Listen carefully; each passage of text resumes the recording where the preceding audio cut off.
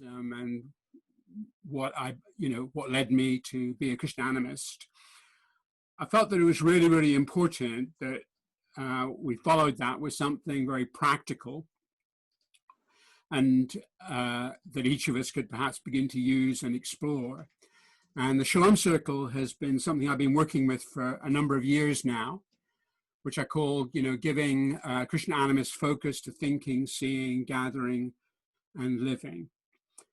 And so I could spend a huge amount of time on this, but what I want to do this evening is simply to give an outline, which would encourage you to explore. We're recording this evening, and so you'll be able to go to the recording and look up the PowerPoint slides at a later occasion if you want to recall more information or make notes or things like that. But I hope that they're helpful in the way that I'm presenting them this evening. So, the Shalom Circle is inspired by Christian Animism. It came out of my reflecting on my understanding of Christian Animism and how that might work out in practical ways in developing my spirituality and also my activism. So it's very much a visualization to try and help us encounter the world in fresh, life-giving ways that would enable both spacious, liberating experiences. As I said, Shalom Circle emerges from a Jesus-centered, spirit-empowered, biblical understanding of reality to include and embrace all human and all more than human persons, which of course is all things without exception. Shalom Circle brings together biblical and Christian and indigenous and universal concepts. And I hope those will become clear as we talk things through, and interweaves them together to create a source of what I hope will be inspirational focus within a living landscape.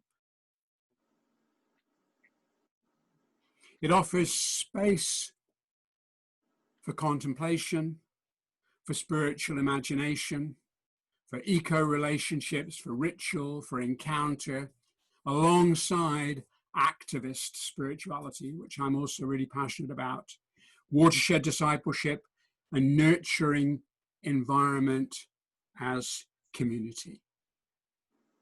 So I hope that sets the scene. It's about nurturing wonder and mystery.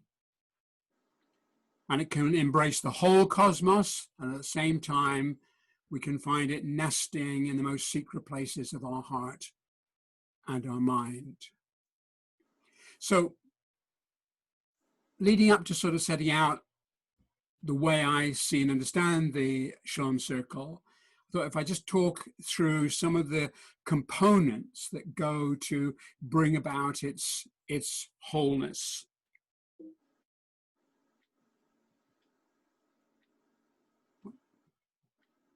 Right. First of all, the sacred circle. We've called it the Shalom Circle, and its focuses on the sacred circle, which is a universal concept. It's considered to be possibly the most simple and beautifully satisfying shape within the whole natural world. It has no beginning or end, and so becomes a symbol of infinity and eternity. And it speaks about the wholeness of all creation. And it creates, and I love this, a sort of tranquil, stable space in a dynamic world of change and flux. So the sacred circle. I love this quote. I've never been able to find out who originated it. Some of the suggestions go back BCE. So I think we can say we don't know who, but this simple phrase, God is a circle whose center is everywhere and whose circumference is nowhere. And as we move into sort of thinking about the Shalom Circle, I hope the resonance and significance of those words becomes clearer as we go on. God is a circle whose center is everywhere and whose circumference is nowhere. I also very inspired in thinking about this, the whole rabbinic idea of Shekinah, the settled and nested circle of the presence of the divine within all creation, which pulsates with life. And I particularly chose the visualization of the circle that I'm using in my illustrations, the Zen brush circle, because of the sense of energy and life that it generates. I just absolutely love it. Second, we have the tree of life. The idea of a sacred tree is primal. It's found right across the world in so many different cultures. The Babylonians saw it as a palm tree, the Buddhists as a fig tree, the Sumerians as a vine, the Hebrews as an olive, the Nordic legends, the tree of the world, the Yggdrasil was an ash tree. The Druids, it was an oak tree. For Northwestern Native Americans, the Sequoia. For the Taoists, the peach. For many Africans, it's the baobab, but others would have other trees as the tree of life. I just love this idea of the sacred tree. For me, the tree of life is my totem. And maybe one of our sessions, I could unpack and share more about that, because it's such an exciting concept. But one reason why I love the tree as a spiritual symbol is the way it perfectly expresses the holistic nature of reality, the sort of seamless flow between the visible, the branches, the leaves, the trunk, the fruit, and then the invisible roots underground. And this natural flow, the visible, the invisible, the material, the spiritual, just so beautifully illustrated with the concept of the tree. But that's just one of many, many dimensions of the tree of life that really excites me. And then there are the four sacred elements: wind, earth, fire, water. And again, these are found right across the world. Wind or air, breath is about power of being, the very nature of the spirit. Fire is about light, enlightenment, love. One of the words to use to talk about the divine: purity, community, warmth and growth, and also creativity. Earth, groundedness, fertility, abundance, nourishment, the womb of all things, the source of wisdom. And then water, which of course is life, flows, cleanses, refreshes, brings healing, and also a symbol of our dreams. And I also love the fact that these four elements are illustrative of the way in which science understands matter. So we have air, which is a gas, water, which is a liquid, earth, which is a solid, fire, which is a plasma. So it's just beautiful. And these go back thousands and thousands of years. And each of them have profound spiritual significance. You may notice that I'm talking in very general terms. Every element that well, not just every element, every aspect of the Shalom circle, I can fill with very clear Christian biblical understanding. But at the same time, what we're talking about is space in which those of different faiths, or perhaps no particular faith orientation, can move in and feel at home in. And that's another thing that really, really excites me about the possibilities of the Shalom circle. And then, of course, we've got the sacred directions, which again, obviously are global. We have east, south, west, and north. And of course, very often, and what we're doing is associating them with the four elements of earth, wind, fire, and water, as we'll see. So we have the four directions, but then when you have the circle, and at the center of the circle, the tree of life, suddenly the four directions become seven directions. And so you have center, east, south, west, north, below, and above, all of which are also filled with significance. And then the six principles. Now, these are very much my own. It was really identifying these that helped me to begin to personally develop a sort of clear understanding of what was distinctive about animism and therefore Christian animism. And they are these: that everything is alive, everything is sacred, everything is connected, everything is person, everything is nurtured, and everything is respected. Now, in future sessions, we'll go through each of these and look at them together and work with them. But here I'm just presenting them in their sort of collected whole.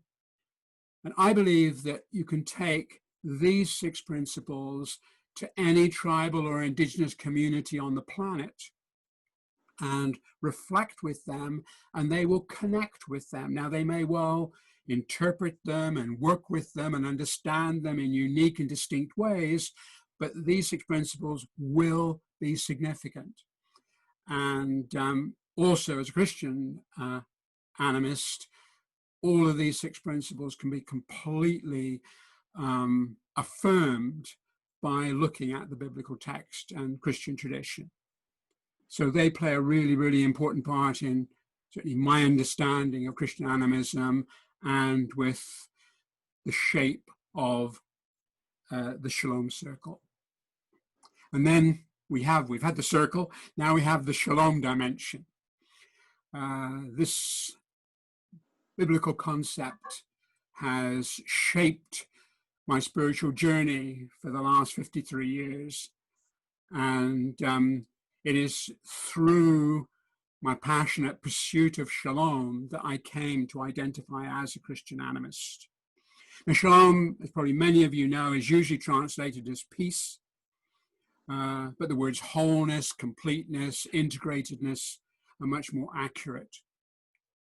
And Shalom makes a very clear declaration that the whole of creation is shaped for dynamic and harmonious relationship between all things. Well, the next slide that I'm going to show you is a very simple summary of the core dimensions of Shalom. We haven't got time to even begin to do more than just run through them, but this is remarkable, and I see the foundational undergirding biblical concept.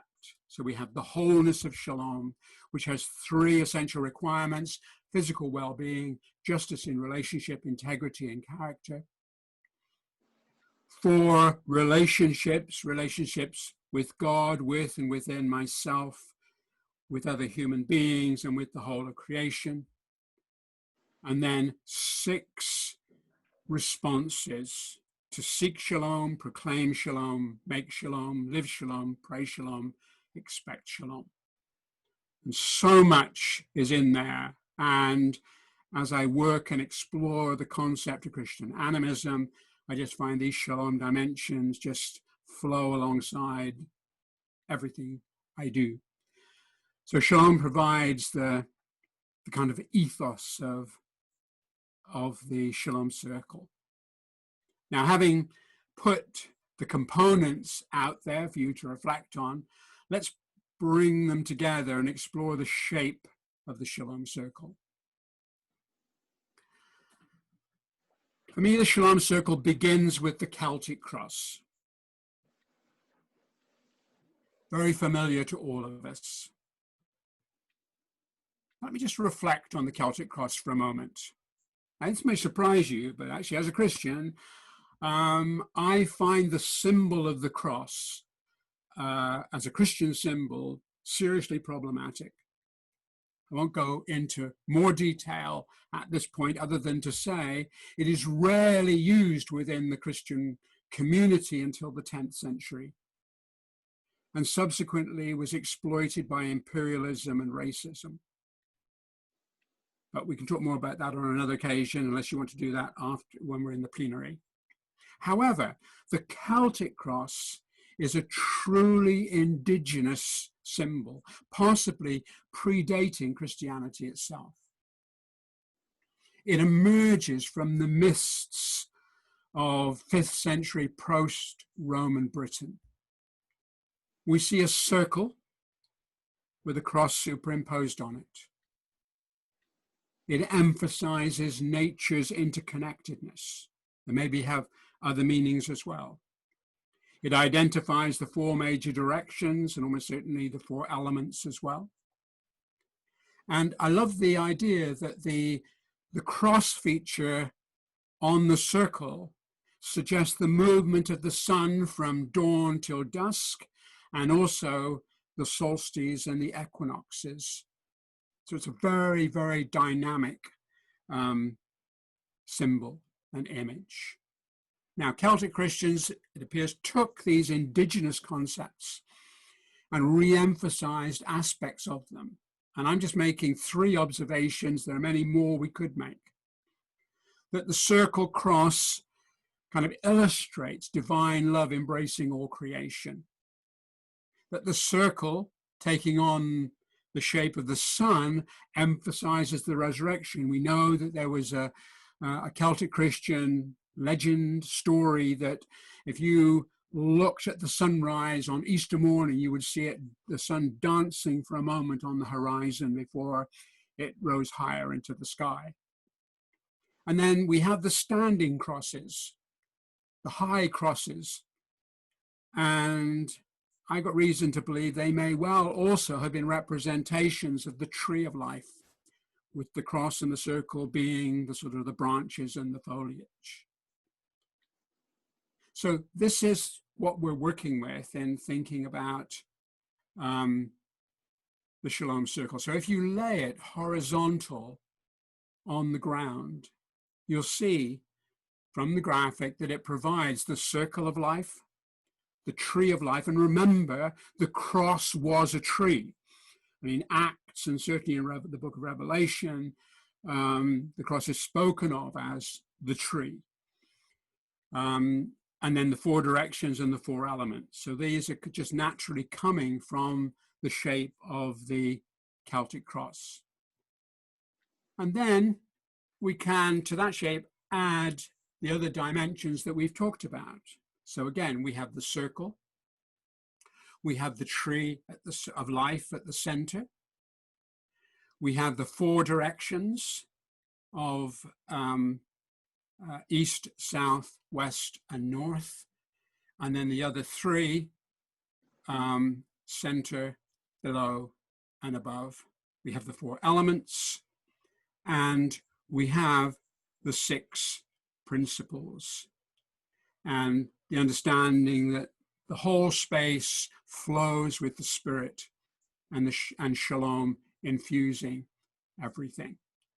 So there, in graphic form, is the way I see the shape and the space and the sphere of the Shalom circle. Now, just to focus in on dimensions to the Shalom circle that have growing meaning for me, and hopefully you will find them meaningful as well. And the first one is holding that image simply in my mind and nurturing my thinking as I think of the image, as I name the dimensions of it, and as I then take the image and reflect on the wider living landscape and world around me. So internalizing the Shalom circle with its tree of life, 4 elements, 6 principles, 7 directions, letting it shape your consciousness, your awareness, so that it becomes a kind of inner spiritual, moral gyroscope, guiding, balancing feature, making you more sensitive to every possible relationship, and enables us to think different, and as a result of that, to live different. So for me, this is a very, very powerful dimension of the the Shalom Circle. And then this is one of my real hopes, is that people will get really excited by this idea and actually go out and find a space and physically on the ground set it up. So whether in a garden or in a wood somewhere, enable the Shalom Circle to be there as a space and for things to actually happen and move around within that space. So, and if you fancy exploring and doing that, then you let me know about it. I'd love to hear and let other people know. This, of course, is probably one of the most familiar things to you. There's nothing new here. I've called it the Shalom Cycle, but it's the Celtic structure of solar seasons and fire festivals, the winter summer solstice, the spring autumn equinox, and then the fall fire festivals. And we're actually hoping to run our future gatherings as close to each of these 8 festivals as possible, to bring in that whole dimensions. Again, so much more that we could say about that. There isn't the time. And as I've sort of hinted when I talked about maybe sort of setting up a Shalom Circle outside somewhere, it's space in which so many things can happen. Something I'm really passionate about is what I call the piecemeal. If you go to our website, piecemeal.co, not .com, .co, you'll see all the ideas there. But things like food, music, song, storytelling, dance, drama, poetry, ritual, craft, meditation, liturgy, games, learning, discussion, activism, and a great deal more are all possible activities and dimensions of working with the Shalom Circle. So finally, the future. The Shalom Circle concept is just in early days. When I worked with it, it's been really, really exciting how people have responded. And I sort of hand it over and say, work with it, explore it, experiment. Play your part in shaping it and discovering possibilities. Develop it and let us know what you learn. That would be really, really exciting. So that's my first thing this evening to say. The Shalom Circle needs inspired individuals and groups to lead exploration of its potential. And in the process to strengthen spirituality and bring about radical social and ecological change. So it's a contemplative space, but it's also an activist space. And that's really, really important to hold those two together. The Shalom Circle gives you space to discover Christian animist relationship and reality, and to share its spirituality and life ways with others in a way that enables joy and hope and shalom in all things. There's a great deal more that I could say, but my time is up. I'll leave it there. And I'm eager to hear your feedback, your observations when we meet again for the plenary, which will follow the breakout groups. Thank you.